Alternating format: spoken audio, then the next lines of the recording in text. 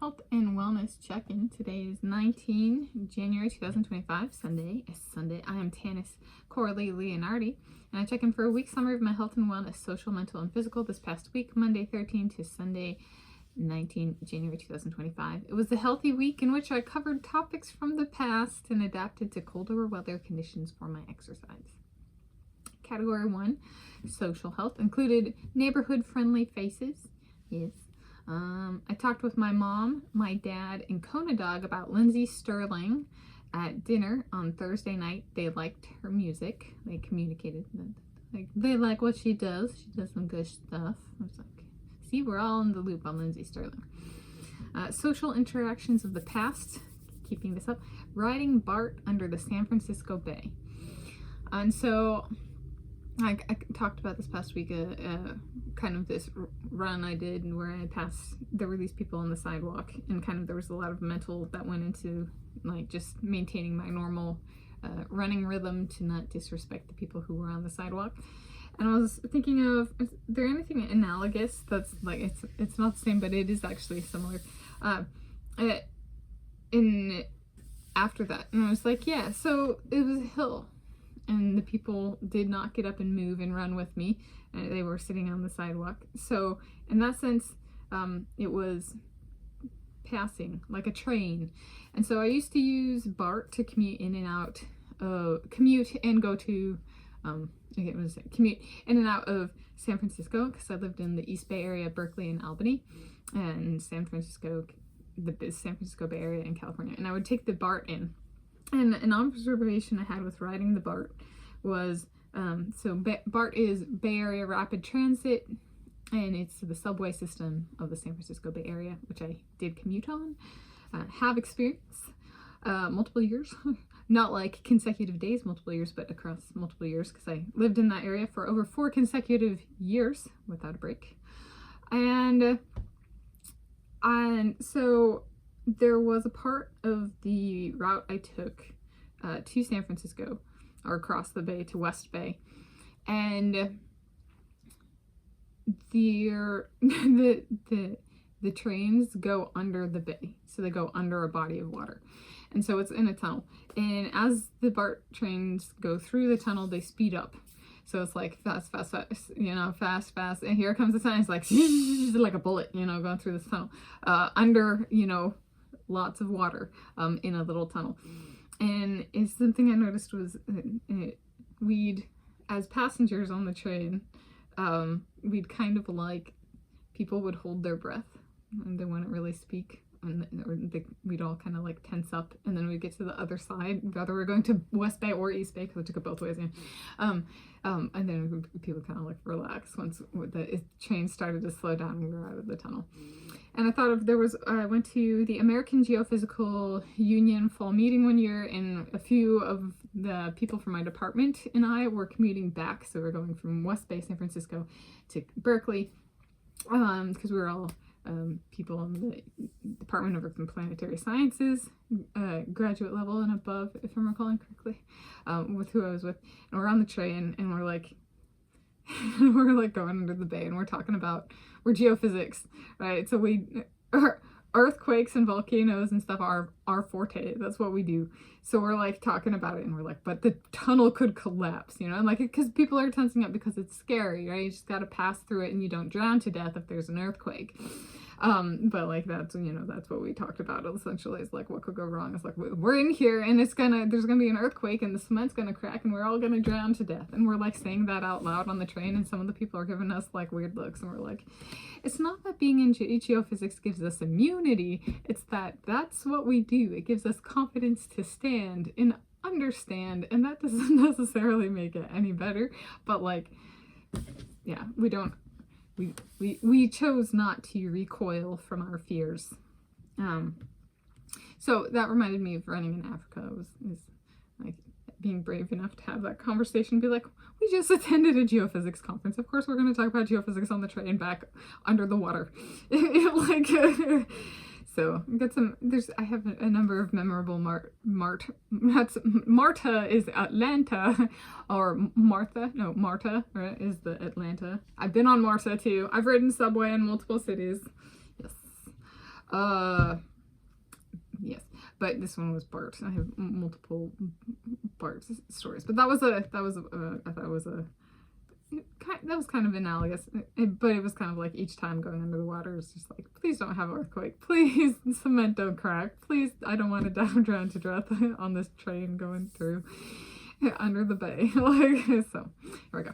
All right, so yeah, this is category 2, mental health. So cognitive communicative progress for topics I do not revisit heavily except in processing / contextualizing in my life story. So there's some stuff where it's like literally the only, like, it's like that happened, so then it's like processing it and being like, I get that happened, but I do a bunch of things, and I don't just do like a bunch of things in one area. I have a bunch of areas that I do a bunch of things. Like, I'm not just a scientist or a mathematician, or I'm not just a lifeguard, or I'm not just a runner. You know, I'm also a YouTuber. Like, I mean, I'm also a writer. That kind of, so like, how does it fit into these different things I have? And so contextualizing can be a reason I revisit a memory a lot. Or things from the past, along with just processing. Okay. And then, and acceptance of what happened. How do I make it so I can remember it and recall it faster? Then dream wedding with Russell. Last night before I went to bed, we do in Narnia time and sleepwalking mode a walk through or talk through. He held my hand, his hands were like this and my hands were around his, and we were in a stadium where the Seahawks may play, and he talked through, it's gonna be the feel of the wedding is it's just gonna be him and I, no matter how many people are or are not there, and I'm gonna wear a white wedding dress, a gown, and he's going to wear a white home jersey, Seahawks jersey, with so he's milk chocolate with a white chocolate jersey and green and blue frosting on his jersey, because he's so delicious. And do that in the stadium, and I was like, I like that. I like a white jersey because it's for him, because it's him home. It's him in uniform and him in his home uniform. He's home, we're home. Our white dress is we're home. So there we go. All right, third category, physical. So the weather did get colder. So my threshold currently for whether I go out or not is like, if it's below 35, probably not, because in these parts there's enough moisture. So this is the greater Seattle area. And that means ice and slippery. So just as a rule of thumb. And so I went out at 30, it was 34, and I got all dressed, and I checked the temperature gauge and it was 35. So this is degrees Fahrenheit, 35 degrees Fahrenheit. And then yesterday it was 30 degrees Fahrenheit. And so that's negative degrees centigrade Celsius. And I was like, so I did adapt. I did stationary bicycle instead to the weather conditions. And then people wanted my modern day radium analogous situation, ? The physiology of being raped. Rapists muzzle their victims like the businessmen in the Radium Girls story muzzled the workers. Eventually the effects become known, however. Essentially, the symptoms are the same and fall into categories or classes because the crime of physiological rape is the same by definition, non-consensual, and the human body preserves it, said no. This means rapists can be abstracted as a process such as radioactivity, and physiological damage inflicted by the act of rape can be abstracted like radiation damage. And man, can those damages be obvious sometimes, such as the teeth falling out and discolored flesh of victims of radiation exposure in Radium Girls, the 2018 film Radium Girls. If you want like some sort of, you don't know what I'm talking about, that's a good film to watch. The rape situation for my current living setup analogous to me being raped by a male engineer of German ancestry when I lived in South Africa. He was under 6 feet tall, though a couple to a few inches taller than me. I was shorter back then, I think. I'm 5 feet, 7.5 inches now. He had, mine was actually more blonde than, he had brown hair and for the most part was clean shaven, though liked stubble as well. Was good with a paintball gun and was verbally abusive to me because I was a scientist / mathematician and he was an engineer. So are there pictures of my rapist and I on the internet? Yes. I have not requested them to be removed. I got a backbone. This girlie's got a spine. Perhaps that is a rapist thing, ordering people to remove pictures and or videos of themselves with their rape victims also in them. Gotcha, mofo. Mofo stands for motherfucker. So that would only apply to your rapists if they raped my mother. Okay, so you guys want me, so physically show the analogous living situation. So me living here, or would a person have to live in this house if they're a rapist to be like synonymous, but not synonymous, I hope not synonymous, be analogous to the rapist living in what used, where they lived. So I lived in this building and they lived over there, like 10 feet over there in a different building, but we both had windows and we both had our beds by our windows. So like, I was like, I'm not moving my bed. I don't care that you raped me. Rapist rape for control. That's not what you get, you asshole. So yeah. And you wonder why I was raped multiple times. I fought back.